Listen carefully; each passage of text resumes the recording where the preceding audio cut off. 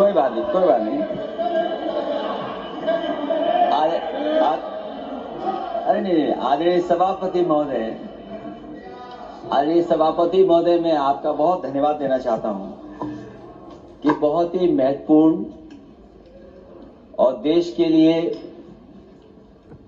और बड़ी आबादी के लिए भारतीय जनता पार्टी की सरकार में एक और बिल आया है, क्योंकि मेरे से पूर्व में जो हमारे साथी बोले हैं वो माननीय सदस्य हमारे साथ नहीं, लेकिन मैं उनके बहुत सारी बातों से सहमत हूं। और अध्यक्ष महोदय, मैं देख रहा हूं जो एक्स कांग्रेस वाले वो ज्यादा बोल रहे हैं।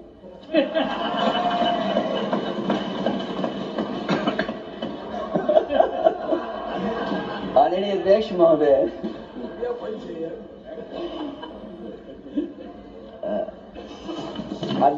जो आज बिल पेश हुआ है,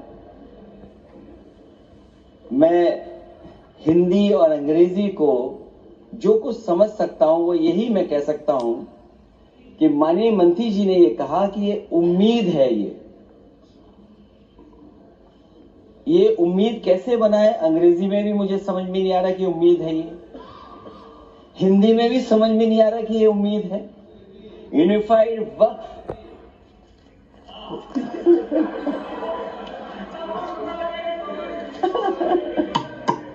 अध्यक्ष महोदय, यूनिफाइड वक्फ मैनेजमेंट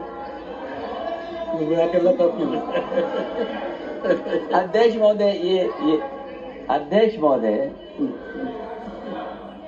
मैं समझ सकता हूं कि मैं वो बात छेड़ना नहीं चाहता था, लेकिन क्या करूं, मजबूरी है अब। अध्यक्ष महोदय, अभी माननीय सदस्य लोग ये कह रहे हैं कि हमारे सदस्य नहीं है यहां पर जो हमारे साथी हैं, लेकिन अध्यक्ष महोदय मैं ये कहना चाहता हूं, ये जो बिल लाया जा रहा है, भारतीय जनता पार्टी में एक मुकाबला चल रहा है। भारतीय जनता पार्टी के अंदर मुकाबला चल रहा है कि खराब हिंदू कौन बड़ा है। और ये बात अध्यक्ष महोदय मैं ऐसे ही नहीं कह रहा हूं। जो पार्टी ये कहती हो कि दुनिया की सबसे बड़ी पार्टी है, अध्यक्ष महोदय वो अपना राष्ट्रीय अध्यक्ष नहीं चुन पाए अभी तक। अध्यक्ष महोदय, भारतीय जनता पार्टी क्या है?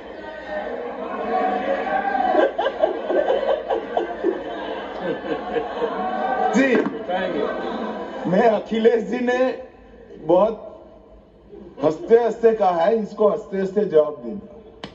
कि सामने जितनी पार्टियां हैं उनका राष्ट्रीय अध्यक्ष उन 5 लोगों को ही चुनना है परिवार के।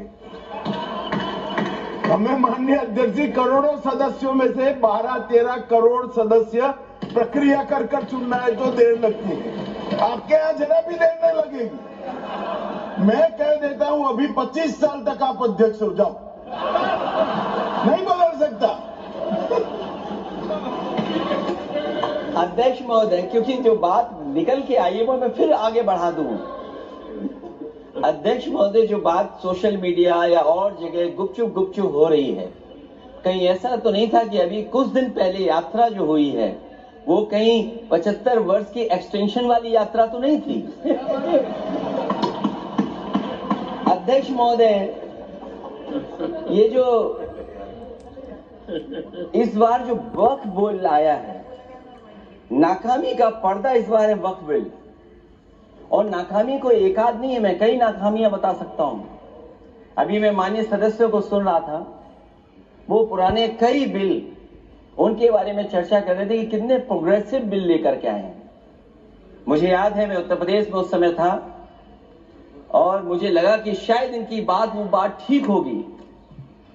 एक ये बहुत तैयारी के साथ फैसला लेकर के आए थे और फैसला ये लिया था आधी रात के आज के बाद नोट नहीं चलेंगे, नोट बंद हो जाएंगे। अध्यक्ष महोदय, उस नोटबंदी नाकामी के बारे में भी तो चर्चा हो जाए। कि अभी भी न जाने कितनी जगह पर कितना रुपया निकला जा रहा है, कितना निकल करके आ रहा है। केवल नाकामी नोटबंदी की नहीं, नाकामी बेरोजगारी की भी है, नाकामी महंगाई की भी है, नाकामी किसान की आय दोगुनी नहीं कर पाए वो भी इनकी नाकामी है। मुझे याद है एक माननीय मंत्री जी पूरे देश की नदियों के बारे में बीओडी बता रहे थे, लेकिन माननीय मंत्री जी ये भूल गए कि उनके शहर में, उनके क्षेत्र की जो नदी है उसकी बीओडी क्या है। गंगा क्या साफ हो गई, यमुना क्या साफ हो गई, स्मार्ट सिटी क्या बन गई, क्या गोद लिए हुए गांव इन्होंने गोद से उतार दिए, उनकी क्या दुर्दशा है। इसलिए मैं कहना चाहता हूं, ये नाकामी का पर्दा इस बार वक्फ बिल बना है।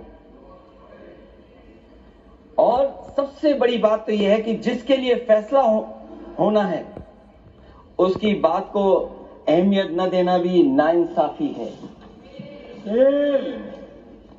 अध्यक्ष महोदय, नाकामी केवल यहां तक नहीं है। और भारतीय जनता पार्टी क्या है, मैं केवल एक पुरानी घटना याद करता हूं। एक बार फैजाबाद अयोध्या में एक कार्यक्रम था, उसमें बड़ी तैयारी की गई थी और तैयारी के साथ कलाकार मुंबई से बुलाए गए थे। हो सकता है वो सहमति दिल्ली से ना रही हो, केवल लखनऊ की सहमति से हो रहा हो कार्यक्रम। और जब कार्यक्रम की पूरी तैयारी हो गई, भगवान श्री राम बनकर के कोई आ गया, लक्ष्मण बनकर के कोई आ गया, मां सीता भी बनकर के कोई आ गया और भगवान हनुमान भी बनकर के कोई आ गया। लेकिन जब लखनऊ से वो हेलीकॉप्टर उड़ा और अयोध्या पहुंचा तो सब लोग थे, लेकिन उसमें हनुमान नहीं थे। अध्यक्ष महोदय, मैं भारतीय जनता पार्टी के लोगों से कहूंगा कि जानकारी करिए कि आखिरकार भगवान श्री राम थे, लक्ष्मण थे, सीता थी, लेकिन हनुमान क्यों नहीं थे? हनुमान इसलिए नहीं थे, शायद उनकी जात या धर्म कुछ और था। अध्यक्ष महोदय, ये देश मिली जुली संस्कृति से चला है। कुछ हमने सीखा, कुछ उन्होंने सिखाया। और जो लोग ये कहते हैं कि हम सबको बराबरी का हक देते हैं, अभी कुछ दिन पहले ईद निकली है। अध्यक्ष महोदय, वो परंपरा रही है, न केवल मैं जाता हूं बल्कि कोई दल का नेता ऐसा नहीं न जाता हो उस कार्यक्रम में शामिल होने। भारतीय जनता पार्टी के जो मुख्यमंत्री, उप मुख्यमंत्री, वो भी जाते हैं, उप मुख्यमंत्री, सभी धर्मों के नेता आते हैं। लेकिन पता नहीं इस बार क्या साजिश थी, षड्यंत्र था कि वहां पर कुछ पाबंदी लगी हुई थी। अगर किसी कारण पाबंदी लगी हुई थी तो बात समझ में आती है, लेकिन जब जानकारी हुई है, किसी को नहीं पता था कि पाबंदी क्यों लगी है कि आप नहीं जा सकते वहां पर कार्यक्रम में शामिल होने। क्या यही भारत है, यही संविधान हमें रास्ता दिखाता है? अध्यक्ष महोदय, मंत्री जी बताएं हमें, वो खुद भी माइनॉरिटी हैं, भगवान बुद्ध के रास्ते पे चलते हैं।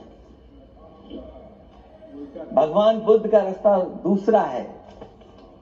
हम आपको अपना मानते हैं तब भी जब आप हमारे बहुत सारे ग्रंथों को नहीं मानते, तब भी हम आपको अपना मानते हैं। आप हमारे पुराणों को नहीं मानते हैं, आप हमारे उपनिषदों को नहीं मानते हैं। लेकिन सोचिए, हम हिंदू वो लोग हैं जो आपको स्वीकार करते हो, गले लगा करके चलते हैं। अब मैं दूसरे धर्म पे नहीं जाऊंगा, कोई नाराज हो सकता है। मैं दूसरे धर्म के बारे में नहीं जा सकता, मैं अब केवल यही बताता हूं। और मैं उत्तर प्रदेश में, अध्यक्ष जी, जहां से आता हूं, मैं अपमान नहीं कर रहा हूं, मैं सच बोल रहा हूं। और ये बिहार के चुनाव में जो आप कह रहे हैं कि महिलाओं को 2 मेंबर बना दिया, इस बार मैं भी देखूंगा भारतीय जनता पार्टी कितनी महिला लोगों को टिकट देंगे वहां पर।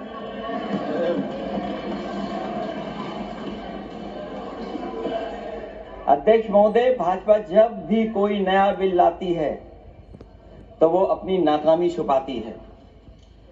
भाजपा वाले मुसलमान भाइयों की वक्फ की जमीन चिन्हित करने की बात कर रहे हैं, जिससे महाकुंभ में जो हिंदू मारे गए हैं या खो गए हैं उनको चिन्हित करने की बात पर पर्दा पड़ जाए।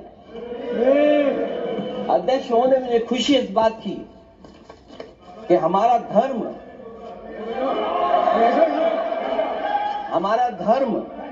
अध्यक्ष महोदय नहीं कुछ कहना चाहते हैं नहीं प्लीज, उनको अलाउ नहीं किया। अध्यक्ष महोदय, कुंभ में आस्था सबकी है, कोई ऐसा नहीं जिसकी आस्था न हो। और कुंभ कोई पहली बार नहीं हो रहा था। ये भारतीय जनता पार्टी के लोगों ने ऐसा प्रचार किया कि 144 वर्षों के बाद पहली बार महाकुंभ होने जा रहा है और लोग निकल पड़े। सरकार ने कहा कि हमारी तैयारी 100 करोड़ की है। आप कहते टेक्नोलॉजी का इस्तेमाल करेंगे, जमीनों को हम मैपिंग कर करके डेटा एंड रिकॉर्ड ठीक करेंगे। अध्यक्ष महोदय, ये बताएं कि वो 30 लोग कौन थे, उनके नाम क्या थे जिनकी जान चली गई, न केवल जान जाने वालों की, बल्कि अध्यक्ष महोदय ये सरकार बताए कि जो लगभग 1000 हिंदू खो गए हैं, जो अभी तक नहीं मिले, जो अभी तक नहीं खोज पाए हैं, वो 1000 हिंदू की सूची कहां है? और फिर धर्म कारोबार की बात है, जो ये लोग गोली। अध्यक्ष महोदय, मैं कार सेवक वाली बात इसलिए नहीं छेड़ना चाहता हूं। अध्यक्ष महोदय, ये शायद माननीय सदस्य जानते नहीं कुछ सच्चाई नहीं जानते। अध्यक्ष महोदय, ये संविधान की वजह से, संविधान को बचाने के लिए, हिंदू एकता को बचाने के लिए कुछ फैसले लिए गए, लेकिन एफआईआर हम लोगों पे नहीं लिखी गई थी। एफआईआर उन पे लिखी गई थी जो बेचारे तैयार हो गए थे सुबह, लेकिन पता नहीं कहां से फोन आया था, कहा था कि अब तैयार तो हो गए हो लेकिन आप शिलान्यास में नहीं आ सकते। इसलिए बात को इधर से उधर नहीं में ले जाना चाहता। अखिलेश जी, जरा वक्त पे भी आ जाओ। अरे वक्त पे आ रहा हूं। नहीं, वक्त पे अध्यक्ष इसलिए आ रहा हूं